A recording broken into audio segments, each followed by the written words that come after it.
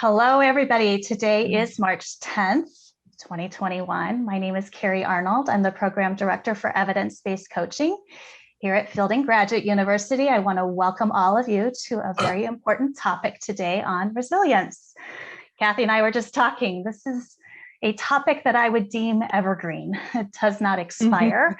It does not lose its shelf life. And I think it's something that we all need to be gently reminded of all the different ways we need to be demonstrating and influencing resiliency in ourselves and others.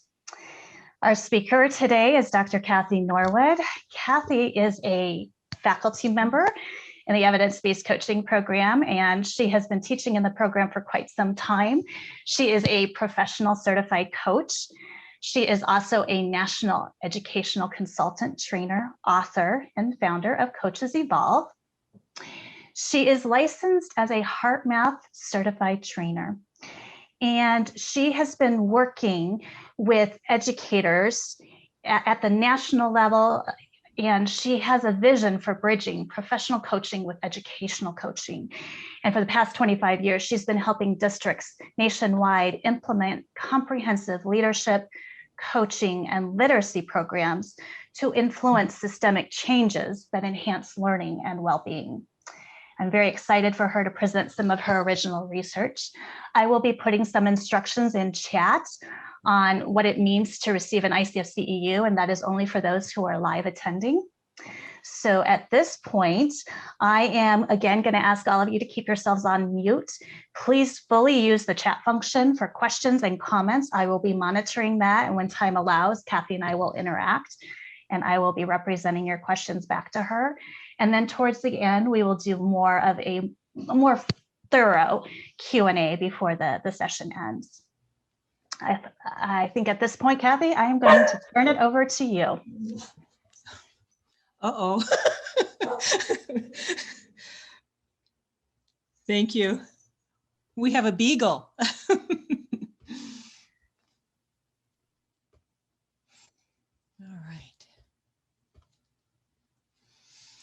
Thank you, Carrie, for that introduction. Oh, it just kind of hit me. I've been in education 35 plus years. It's like, oh my gosh, what happened? Where did the time go? I love it as much as ever, even more so. So I welcome all of you to my presentation today. Thank you so much for joining us. A few weeks ago, Fielding had a wonderful alumni conference, and I was to be a part of that. And there were some things that came up. So Carrie so graciously created this space for me to be able to share a little bit on resilience and some of the research that I'm doing. So I'm so thankful that Carrie provided that spot. So I welcome all of you. I'm rolling the red carpet out to everybody that is joining us, our professional coaches, our educators, our alumni, our faculty, our friends, and even my mom. All right. So this is what we're looking at for our webinar experience during this next hour. We'll do a quick opening, and then I'll spend just a touch of time introducing the big concepts around HeartMath. There's not time for an actual full-blown training today, but I love to talk about the maximizing power and poise portion of resilience in our lives. We have that ability to own and own our power and walk in a place of calm and poise. We'll move into a game called Name That Emotion. Then I'll touch on some of the research that I'm currently doing. We're in the beginning stages of a large research project. It's very exciting. So I'll share some of the quantitative and qualitative data from a few of the samples there. We'll move into just a touch of teaching and active learning. We know that we don't learn unless we're actively involved with some level of emotion. So today I'm going to ensure that you have a connection emotionally and experience. And then we'll bring closure at the end with one of the techniques that HeartMath teaches called heart-focused breathing. So Julio Olala with ontological coaching is a world thought leader. He has been around for many years, and he has such a powerful transformational coaching program. And I had the honor of interviewing him during my dissertation research. And I'll never forget, he would always start with, "My dear Kathy," as he would respond to me. So at this point, he said, "My dear Kathy, I want you to know that we basically live in an emotional soup. And that if the emotional body doesn't shift and change within ourselves and our clients, we're not going to see change. It's not going to happen. We have to move into that soup and understand the emotional aspect of our lives." So today we'll refer to the emotional soup as we move through our session together. And Jenny, could you read this out loud for me, Jenny Edwards, please? Sure. Root of power. The next step of the human species will necessitate the development of a higher degree of emotional management. This level of emotional management and heart intelligence will be the root of our power for profound personal and societal change. Yeah, thank you. This is such a profound, profound quote. Emotional management, heart intelligence. That as we really learn to integrate and work with those emotions on that level and access our inner wisdom, our inner heart intelligence, that's where we experience our power, the root of our power.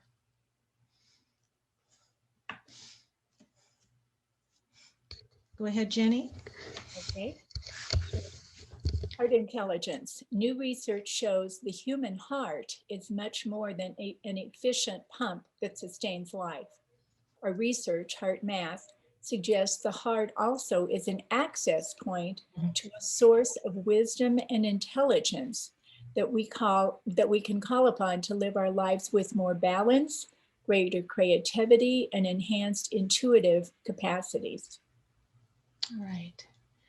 So our heart intelligence is that access point. You think about all of our spiritual traditions forever have always taught that our heart is the source of our soul, is the source of our spirit, is the source of our wisdom. It's within our heart space. And as we learn to access that part of ourselves, we walk in a level of wisdom that's so much more powerful than what immediately comes to the brain. So this is a very exciting time. I'm seeing this as a decade of the heart where we really learn to move back into our heart space and walk on a whole different level. One of the proverbs I just love, keep your heart with all diligence, for out of it is the well springs of life. Out of it is the well springs of life. That's our power.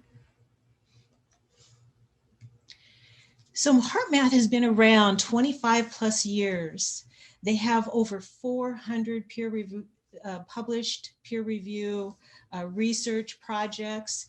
If you looked on heartmath.org, they have a whole section with links to all of that research. The American Journal of Cardiology, the Harvard Business Review, look at that, stress in health and disease. So these are just a few of the medical journals that the research has been published over the years. It's also there's been a lot of educational research done since the early 90s. So for those of you that are educators and really focused on what could be done in the schools with our students, at some point, look at some of that research. It's really powerful. Heart Math has gone worldwide. They train all over the world and they train in every discipline. So our frontline workers, our hospitals, our health professionals, our businesses, police, fire, correction, our schools and universities, our professional athletes, optimum performance, our professional athletes, our Olympic teams, our military and special forces, the SEALs team practice this. The firemen that have been trained between kicking down door 1 and moving through a fire to kicking down door 2, they learn to use these techniques to stay in a level of coherence within themselves. So I'm going to briefly give you the big picture. So we start big, the big system piece, we move into that hourglass, we move into a smaller portion where we can do some experience and have a takeaway for ourselves, and then we'll move back to that bigger picture toward the end. So if we think about their initial training in resilience, there are really four major concepts, big concepts. Resilience is that first concept. What is resilience in our life and how do we define it? It's the capacity to prepare for, to recover from, and to adapt in the face of stress, challenge, or adversity. Prepare, recover, adapt. What I love about this definition is they make it very clear we need to be aware up front and put some preparation in place for ourselves so that we can build and sustain our resilience over time.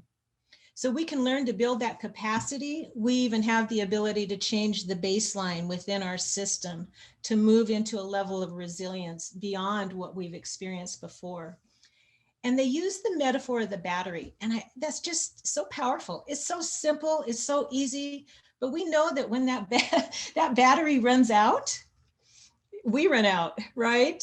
We don't plug in our cell phone, it doesn't work the next day. If our battery's not charged, our car doesn't move.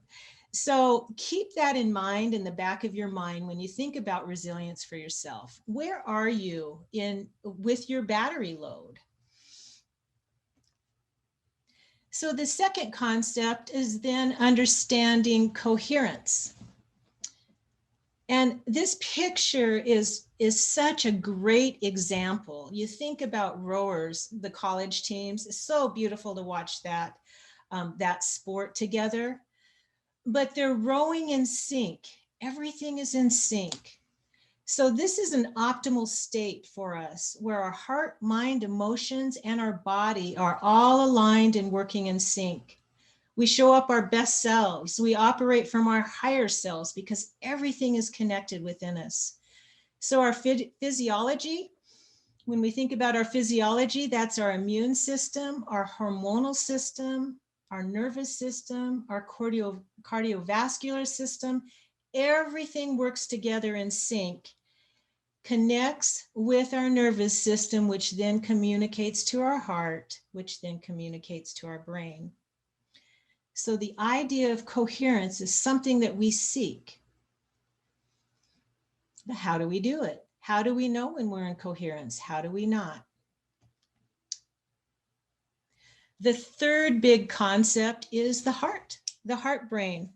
So this is a wonderful study with the research is being done with neurocardiology. That within our heart has its own complex nervous system, and they call it the heart brain. So we actually have two brains going on here. We rely so much on our brain up here, we don't fully understand the power of the brain here and how it impacts our brain. Research has shown since the 1800s that our heart sends more information to our brain. We know first in our heart before we know up here most of the time. So whatever's going on down here communicates up here, those patterns. And it gets impacted with our emotional life. So this is where emotions are going to come into play here. You know, basically emotions are the primary drivers of our entire physiology.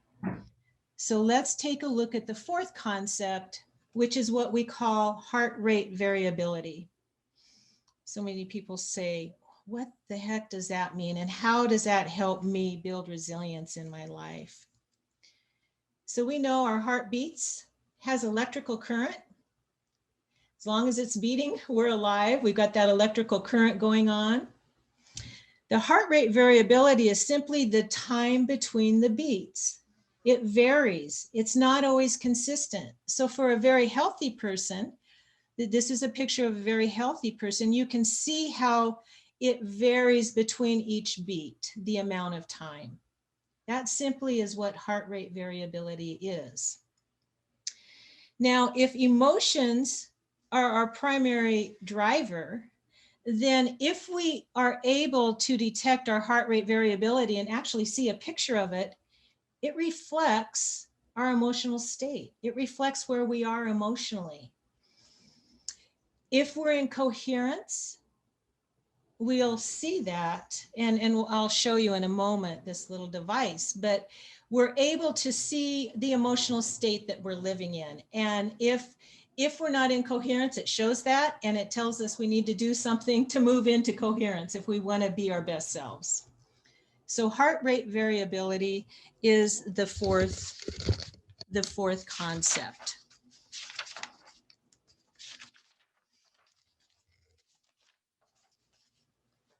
So let me show you what that looks like briefly. On the left side, incoherence, this is that heart rate variability going on here.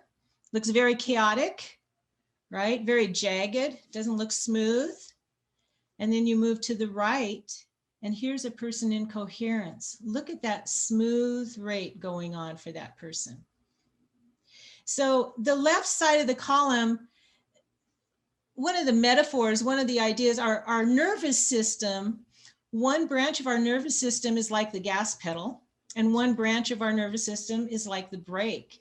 So when we're in coherence, it's almost like driving a car where we've got the gas pedal and the brake going on at the same time. I can remember my grandma many years ago actually having both feet on the one on the gas pedal and one on the brake. And so it would move back and forth like this when we drove downtown. And then when we move to the right, we see the rhythm and the smoothness. So what's fun about this study is they asked this person to think of something that was really frustrating and irritating them, and they took her heart rate variability. They then asked her to step back and begin to do some deep breathing and begin to think about something that they appreciate and care about. Look how quickly her heart rate changed, and it moved into a level of coherence.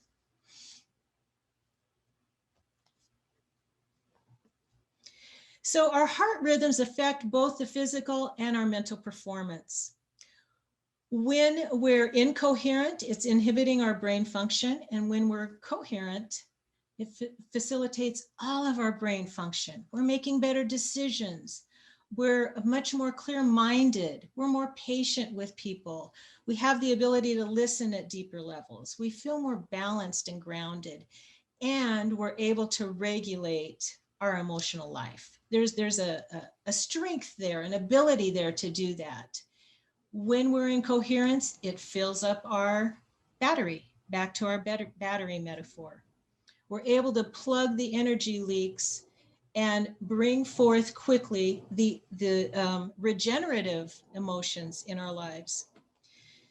So if you think about the words active, calm, or stillness, on the go, that almost sounds like a paradox. It's like, wait a minute, that doesn't quite click for me. Active, calm, stillness, on the go. That's the power of this training and this program. We don't have time to sit in prayer and meditation all day or go run our 5 miles or have our best friend to talk through something.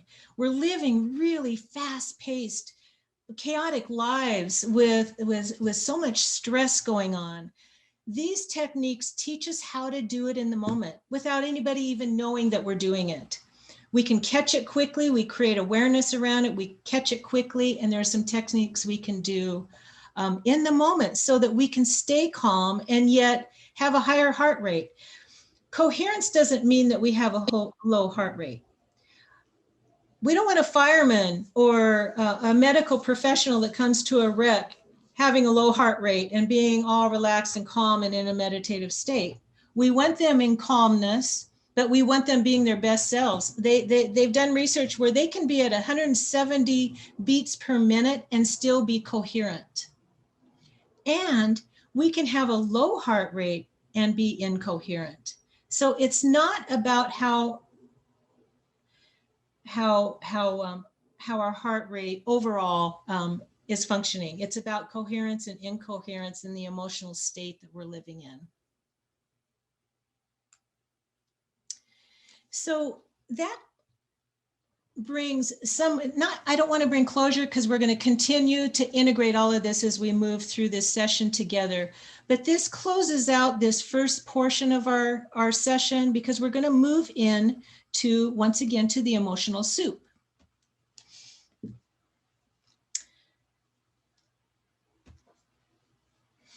And I'm going to give you a moment to look at our wonderful cartoon here. I absolutely adore this cartoon. Give you a moment to just pause and actually enjoy some of these facial expressions.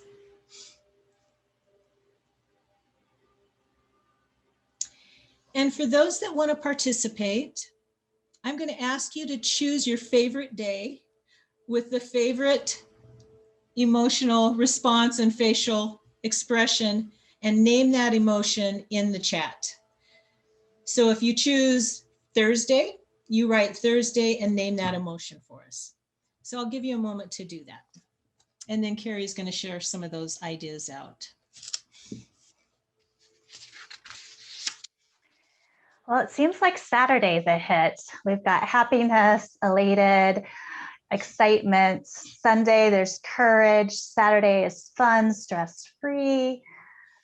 Let's see if there's any other days listed here. Someone said panic, but I'm not sure quite what day. Saturday is joy. Sunday, I did it. I made it. Yes. Friday, time to rest. Friday is tired. Sunday, determined defiance. Sunday night is anxiety. Friday's exhaustion. Sunday, oh my. I'll go ahead and turn it back over to you, Kathy. Thank you. Yeah, I tell you, that Monday face and that Wednesday face, it's like, oh, we still have to get through the rest of the week, right? All right. So who's in charge here? Are the emotions in charge or is this child in charge?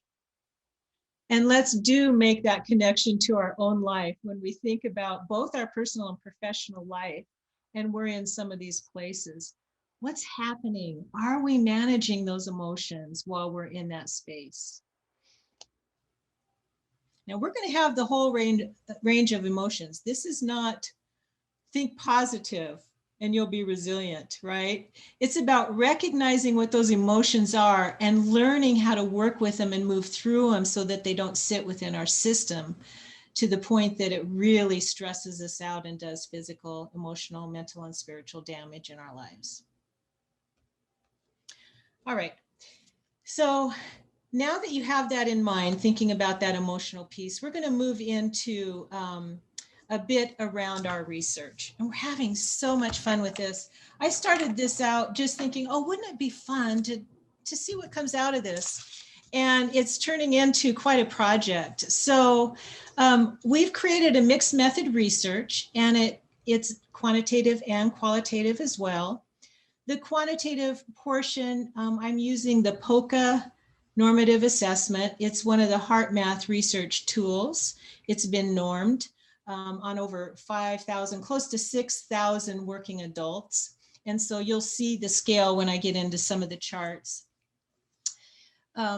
And the qualitative study, Marianne and I have crafted and put that piece together, and we're using our Max QDA to enter our data, and we'll be analyzing that over time. At this point, I've trained 3 different groups starting last June, and I open it up as a volunteer opportunity for this research. If they want to be a part of it, they can. If they don't have to. So our plan is to get up to 100 participants. So we'll stay with it and continue to gather research. So this is just a sample today. And once we're at 100, then the HeartMath research team will work closely with me to put it all together and be able to get it published. And the focus is on our educators and the impact, obviously, that stress, COVID, loss of work, et cetera, is having in their lives. So this is the intervention. The initial training with the resilience training has 6 modules. And so what I did is I took those modules and I turned them into 2-hour sessions over a 3-week period of time. Because we can't get together face-to-face. We're doing Zoom sessions. So it might be a Monday and a Thursday or a Tuesday and a Friday over a 3-week period of time. So they're going through the training, they're learning the research behind it, they're learning the techniques. And then the other piece that they're asked to do is with their iPhone, they're using the Inner Balance technology. And there's an app and it teaches them how to get in coherence. They see their heart rate rhythm and they practice these techniques 15 minutes a day. You just put it on the ear and you work with it for 15 minutes a day. They might do 5 in the morning, 5 at noon, 5 at night, or they might do 15 minutes at one time. Within that training, there are 6 emotional management tools. So they're practicing and playing with different ones. And on the right, those are the names of the different management tools. So I'll let you take a look at those. Heart-focused breathing, inner ease, quick coherence, freeze frame, coherent communication, and heart lock-in. So let's move back into the quantitative portion of the research first. There are 4 different categories, and you see the number right after each category. That's the number of questions that participants are asked. So the emotional vitality scale has 14 questions, organizational stress, 9 questions, emotional stress, 15, physical stress, 10. We certainly understand organizational, emotional, and physical stress. That's really not anything that needs to be defined. But emotional vitality, it's fun to think about this. Wholehearted, positive emotional energy that enriches life experience and enhances health and well-being.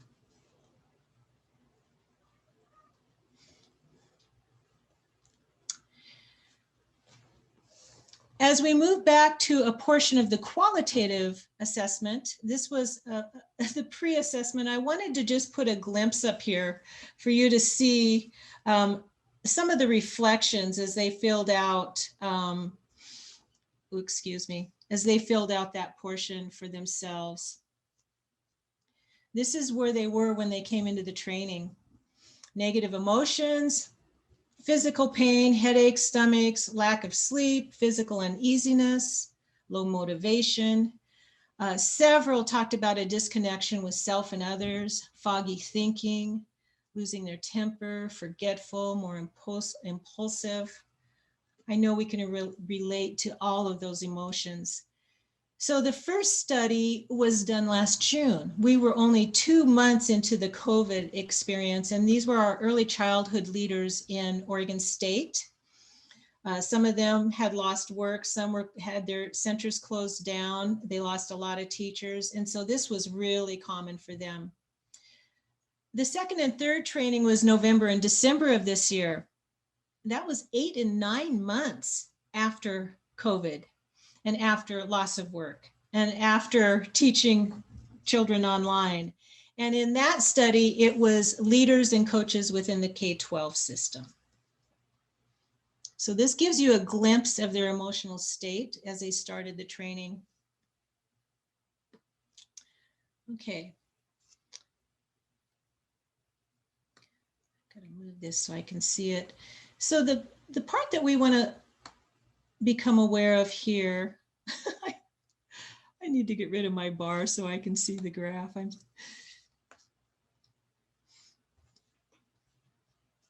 Okay. So this is that normed assessment, and you see the percentage 0 to 100%.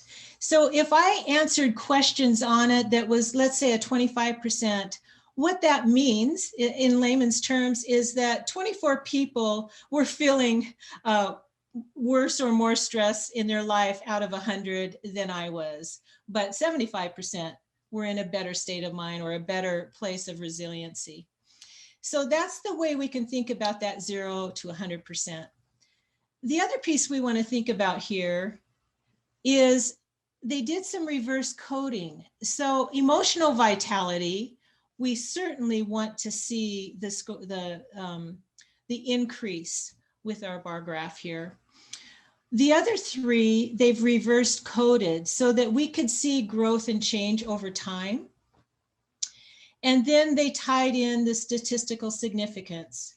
Now, we're not going to spend time on statistical significance. Let me give us a bit of layman terms here. Basically, what that means is that when it's significant, the outcomes can't be explained away by chance. That most likely, we can infer that there's a strong correlation between the intervention and the outcomes of the assessment. All right. So if there's 1 star, that's good. If there's 2 stars, that's even better. If there's 3 stars, that's dynamic. Another way to look at that is if there's 1 star, there's a 95% chance that it was due to the intervention. If there's 2 stars, it's a 99% chance. And if there's 3 stars, it's a 99.9% chance that it is due to the intervention being provided for the participants. So I'll give you a moment to look at this because we see some great growth there. Here we've got 2 stars, 99% chance that that emotional stress was lowered and their vitality was increased, right? Their physical stress, 99% chance there. Very powerful slide. And now we look a bit at the subgroups.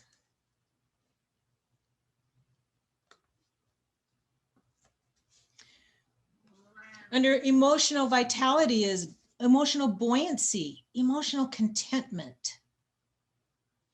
Look at the growth there, emotional contentment.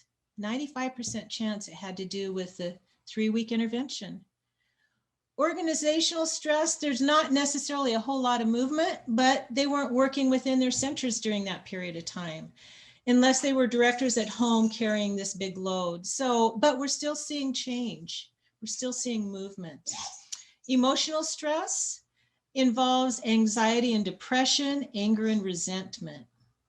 So is that sitting within us? What are we doing with that? 1 star and 2 stars, a 95% chance and 99% here on anger and resentment, that it was due to the intervention that there was so much change here. And then look at fatigue and health symptoms. Same thing, 95% chance.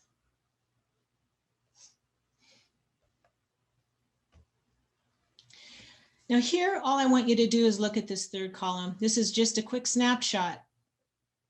Overall, look at this, stress was lowered by 26% in 3 weeks. That's huge. That's life-changing. Emotional contentment went up 22%. Look at how much was lowered here with emotional stress, anxiety, depression, anger, and resentment, 20%.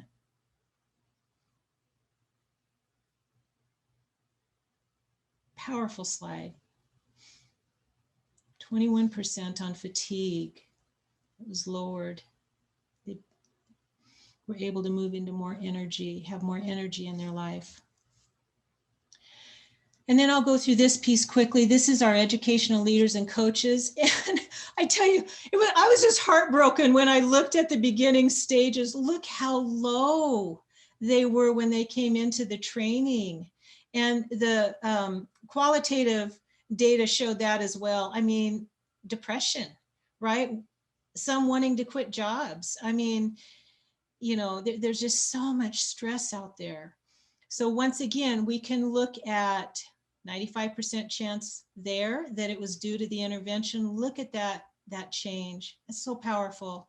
Look at the emotional stress, 95% chance due to the intervention. We got 2 stars here for our physical stress. That was the greatest jump. Physical stress was the greatest jump.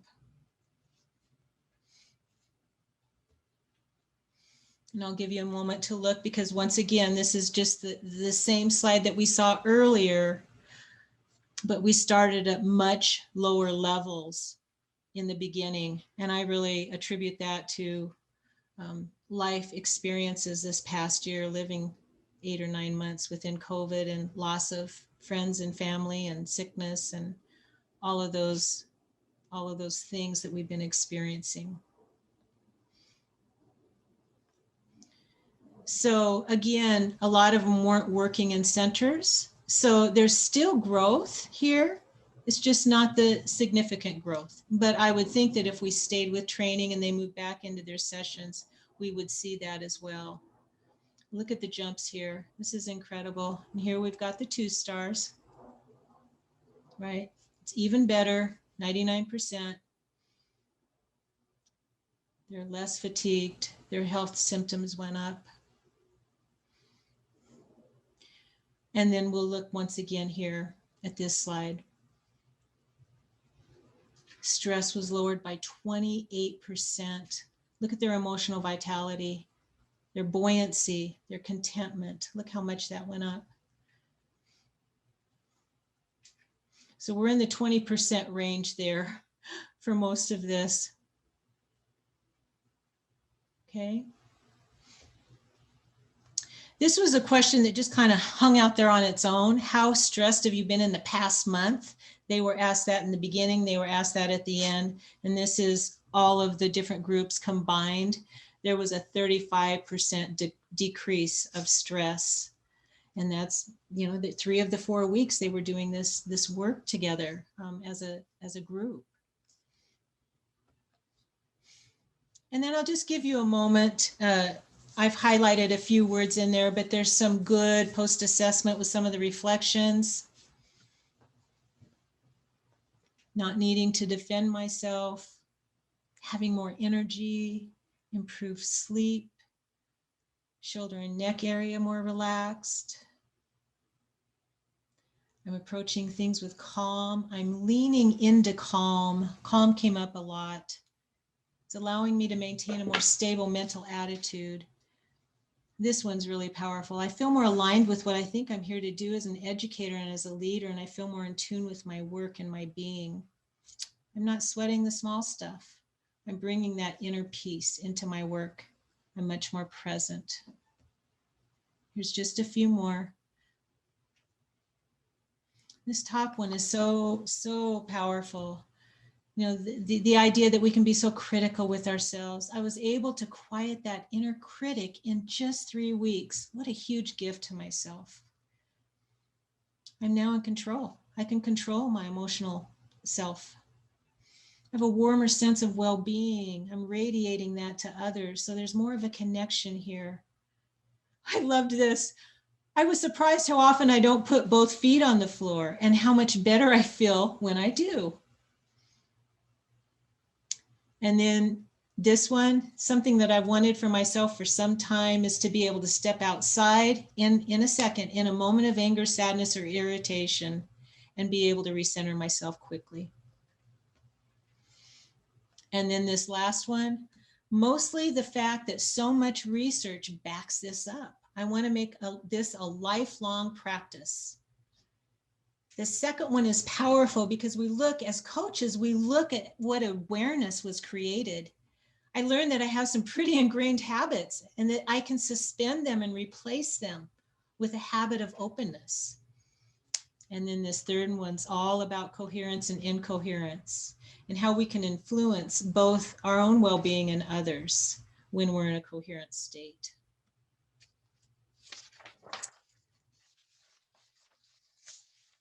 All right, so I want to pause here for just a moment. I'm sure different things are coming up for all of you. And I've asked Carrie to take a look in the chat room and have her share out, you know, what connections are you making? What are you noticing? What's coming up for you? Let's just take a moment and put a few thoughts into the chat room.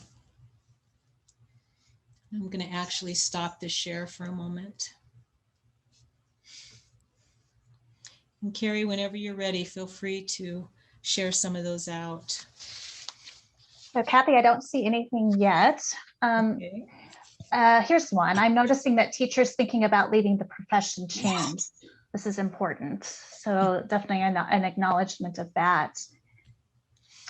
How many teachers were part of the first study, Kathy? Mm-hmm. We had actually between 35 and 40 consistently come to the group, but the actual study was, I believe, 20 to 24. I have to look back at those numbers because at the very end, some didn't complete it or it didn't match for whatever reason. So, and then there were 15 in the second study, actually 9 that matched. So we're using that piece of the 15, but we were able to get a lot of qualitative data out of that.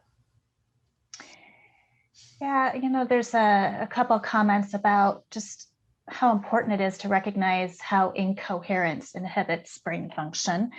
And Anne is just acknowledging that there's such a huge turnover, partly due because of the pandemic, but you know, she's naming that they currently have over 60 open positions just this year. Yeah. And I think, again, just an acknowledgement of our own need for coherence and that sets the tone and models the way in leadership. Andrea has a question, or actually Fernando has a question too. Has there been a study with military personnel? And Andrea is wondering how are these teachers now introducing heart math programs to their students since they have been through your training? Great. So do go on heartmath.org. There are a ton of military research articles. And actually, as you go through the training, there's one that we share. So yes, there's research there, especially on PTSD and some of those things, high burnout. And the second question was? Are the teachers rolling this into their students in the classroom? They're certainly using it with their staff. Now, HeartMath has programs for children and students, pre-K and K-12.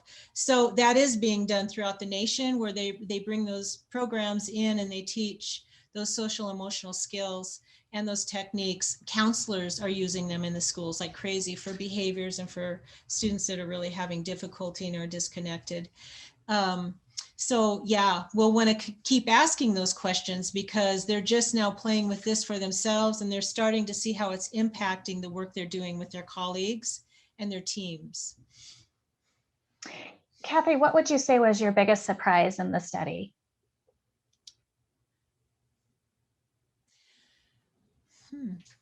That's a wonderful question. And I know this will continue to evolve, but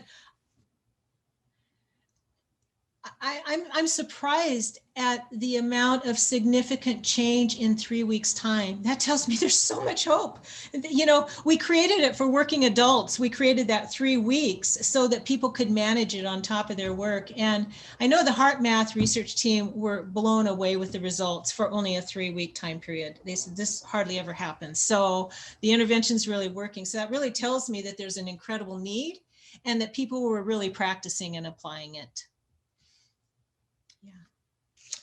Great questions.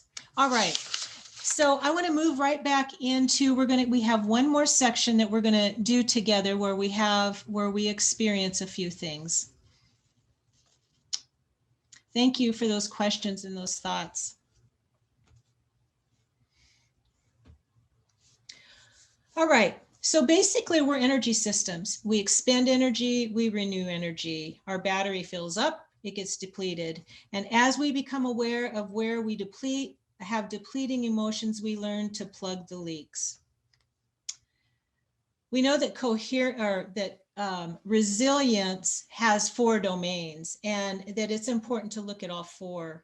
For the purpose of this resilience training, we specifically focus on emotion, on the emotional aspect, because that's where our energy is depleted much more so, and it impacts our resilience because of that. So this is where we do our work, but as people do work in all 4 areas, they feed off each other and they support each other and they help build your resilience battery. So a quick example, this man had a monitor on, he got into the car with his wife and they got into an argument. So the monitor was showing he was in that 60 to 80 heartbeat area. They got into an argument, it elevated, and his heartbeat went up to 140 beats per minute for a 15-minute period of time because of that argument. They made up. They moved back into a level of connection with one another. But what I think is really powerful here is that we see how the heart rate remains elevated for quite some time. I mean, here they measured it for 60 minutes, but it shows that for an additional half hour, it was sitting within his system, even though he knew how to practice some of these techniques. So those emotions impact and sit within our system once those hormones are released within our body. And it takes practice to learn how to catch it quickly and take the significance and the power out of that emotion and lessen it so it has less impact on us. So we want to move into that balance. So here we're going to experience a short movie, and I literally mean 1 minute. All right. And I want you to sit back and just allow yourself to experience it. And then we'll talk about it after.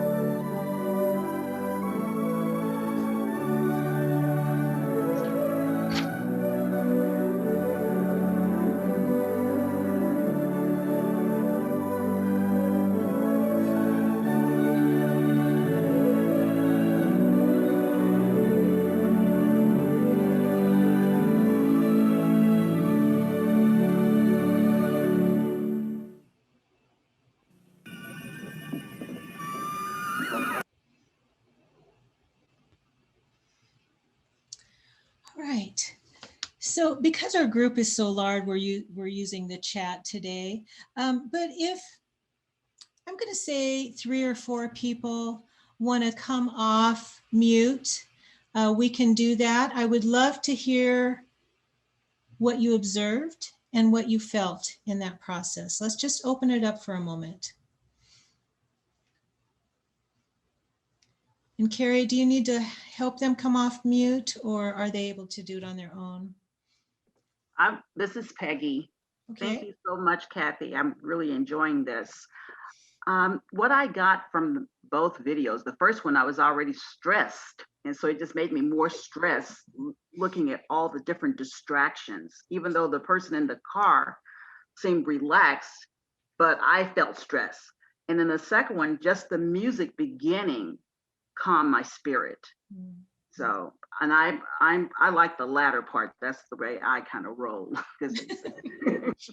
Thank you, Peggy. Great awareness there. Who else? Let's hear from 2 more. Monica? Well, the first one, I guess I was feeling in a kind of a state of observation, kind of like a fight and flight mood, but wasn't ready to go high, kind of interpreting the situation first. And the second one, when I hear the music, I was like, okay, it's not that bad. You know, it's kind of calm. But I guess the first one, it doesn't tense me too much. And I guess because previously, like this morning, I had more like a meditation time with myself. So I feel more kind of like evaluating the situation first. Move, kind of. I don't know, it makes sense. Yeah. So you were able to move back into a place of calm quickly, it sounds like, Monica. Thank you. Thanks for sharing. Who Yeah, I can chip in if you like. Yeah, I mean, it just struck me listening to the contrast between the 2 musical soundtracks. It's incredible how much the sound has an impact on how you feel. The same images can actually, yeah, they're kind of distracting images, but on the other hand, with the calming music in the second part, you feel entirely differently. So I think that was quite impactful. Yeah. Yeah. And Ian, you're real aware that it was the exact same video, right? It was just the music that Absolutely, yeah. changed out and how it impacted you. Yeah, Who that's what noticed- really struck me. Yeah. Who noticed the phrase at the end on the last slide? Yeah. So how we feel impact our how we perceive the world. I Great. think that's really true. Really true. Yeah. Great. So you see the world through how you feel.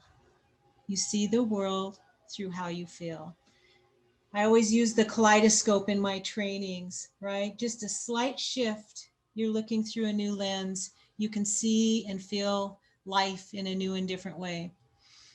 All right, so let me take us right back now.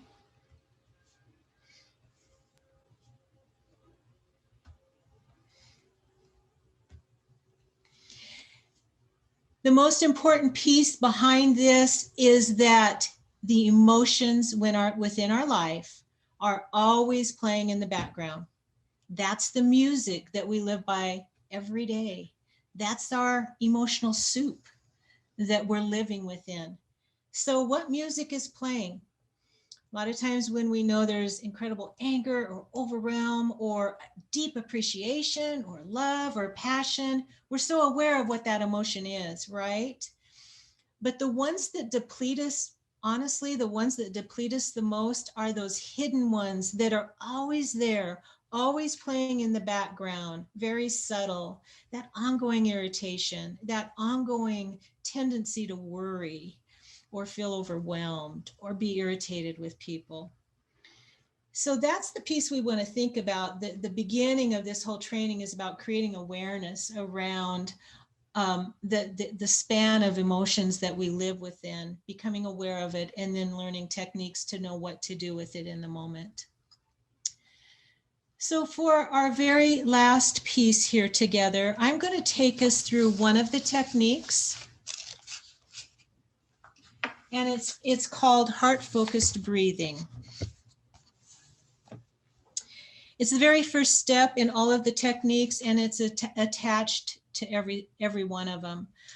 If we start with heart-focused breathing, we're already beginning to shift our emotional state and beginning to move toward coherence. We might not fully quickly get there, but we get there.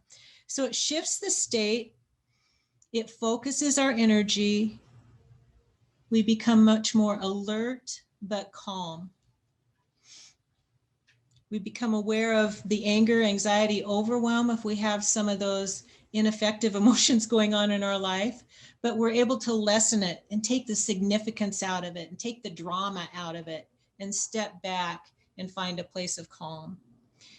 Now, because these techniques are research-based, as we went through our training, they asked us to read the exact wording because that's what they did the research on, so that it's valid. So feel free to close your eyes or keep your eyes open. And I will go ahead and lead us through this process for about a minute, and then we'll bring closure. Focus your attention in the area of the heart. And imagine your breath is flowing in and out of your heart or chest area, breathing a little slower and deeper than usual. Inhale 5 seconds.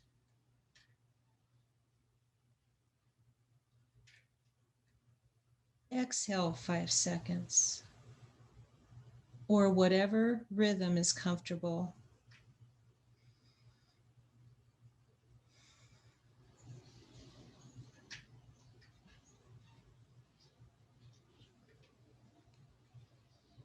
Make a sincere attempt to experience a regenerative feeling, such as appreciation or care for someone or something in your life.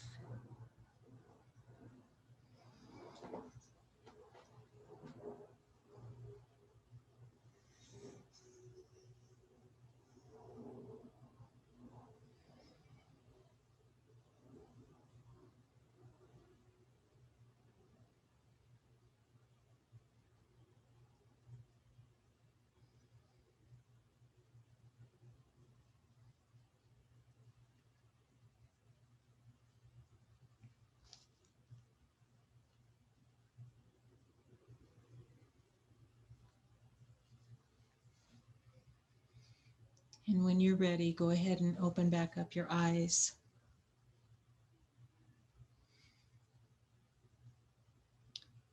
Thank you for walking through that with me. Anytime we focus on our heart, we might even put our hand on our heart space. When we focus on that part of the body, energy flows to that part of the body, and it immediately begins to change our physiology, begins to change our emotional state, and begins to communicate something different to our nervous system and to our heart. So a 1 or 2 minute practice during the day will de-escalate some of that energy within you when you have some emotional upsets, and allow you to do it in the moment, even when you're with a group. All right. So Marianne and I thank you for today. She is not actually a part of presenting today, but she's always there doing most of the work in the background. So I could not do the work that I do without her, and I'm so appreciative. And in closing here, at the top, this is our website. And upcoming part of what I'm so excited about is continuing this level of research with our educators and build it up to 100. We're also in the process of beginning to create a training for professional coaches, and are thinking through all of those pieces because we want to do some research with this training with our professional coaches. And the final piece is we're rolling out some trainings come April. So thank you so much for joining me today. I'm going to go ahead and turn this back over to Carrie, and I'll turn off the share here. See if there's any final questions or thoughts. Carrie? No, thank you, Kathy, so much. I did put your fielding email in the chat. I know there might have been a couple questions about participating in future research, so please feel free to access that. I also put the link to the evaluation. The first couple times I tried it, it didn't work, so use the third time. And this presentation will be recorded. It will be available on the fielding website in the next 48 hours. You can find those recordings when you go to the certificate program. And when you look on the right side, you will see coaching and context webinars, and that's where we house all of them. Mm-hmm. And Kathy, I just want to thank you for all of your research and your contribution to the field of coaching and to the field of education. Blending these two seem essential for our students and our learners. So thank you. I think I speak on behalf of everybody that we definitely value you and appreciate what you're doing. Thank you, and at that point, I'm going to say goodbye to everybody. I hope you have a wonderful day. And if you have any questions, please reach out directly to Kathy or myself. Thank you. Thank you, everybody. Thanks so much.